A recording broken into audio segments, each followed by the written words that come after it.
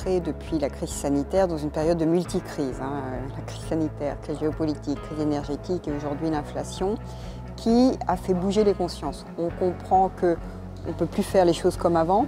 Alors, est-ce que tous les acteurs de la ville ont pris conscience de la nécessité de ces changements? Je dirais que oui, tout le monde a l'idée qu'il faut changer. Après, il y a deux nuances qu'il faudrait apporter à ça. D'une part, on n'a pas forcément la conscience du rythme de changement que ça impose. Et pour le coup, là, j'ai envie de dire qu'aucun acteur n'est pour l'instant dans le bon rythme. C'est trop lent. Ça va pas assez vite en matière d'investissement et en matière de transformation des modes de faire la ville. Deuxième sujet qui implique une nuance, c'est qu'on parle beaucoup de la réduction de l'impact environnemental, la réduction de gaz à effet de serre. Aujourd'hui, il faut aussi parler d'adaptation, parce qu'on l'a bien vu avec la sécheresse qu'on a connue cet été, on l'a bien vu avec les vagues de chaleur très très fortes qu'on a connues en Europe et qui se poursuivent d'ailleurs aujourd'hui dans d'autres régions du monde. On comprend bien qu'il va falloir aussi travailler en même temps sur l'adaptation. Et cette espèce de mix à trouver entre réduction, adaptation, pour l'instant, personne ne l'a encore trouvé.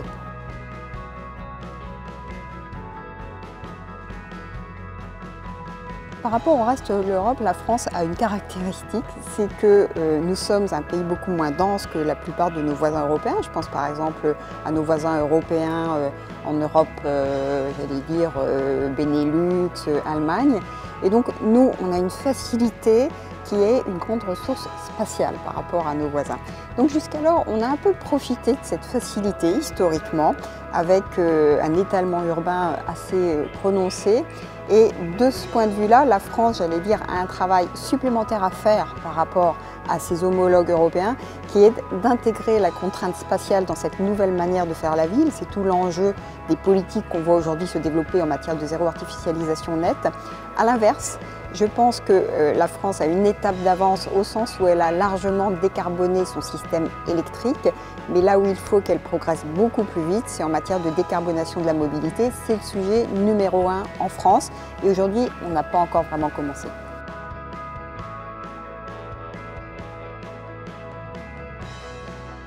La question de la densité, j'allais dire, c'est l'irritant depuis longtemps des politiques d'aménagement urbain.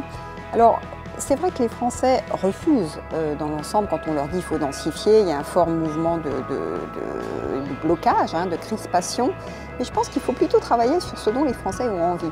Et la crise sanitaire a révélé une envie de proximité, une envie de verdure, mais aussi une envie de service assez importante. Et je pense qu'à partir de cette équation qui peut sembler contradictoire, on est bien d'accord, il y a quelque chose à travailler et pour avancer, il va falloir se focaliser sur ce qui réunit plutôt que de se focaliser sur ce qui crispe. Et de ce point de vue-là, toutes les réflexions autour de la ville compacte, la ville où je peux à la fois avoir des déplacements du quotidien à pied ou en vélo et aussi des déplacements évidemment automobiles pour mes autres nécessités de déplacement.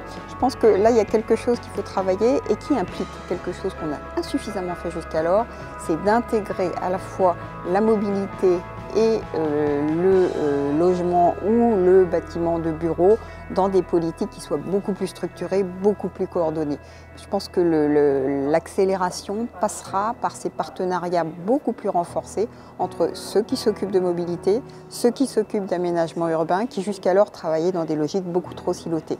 Et si on travaille comme ça, je pense qu'on peut aborder la question de la densité ou de la densification d'une manière différente, sachant que ne l'oublions jamais, il y a la densité réelle et la densité perçue.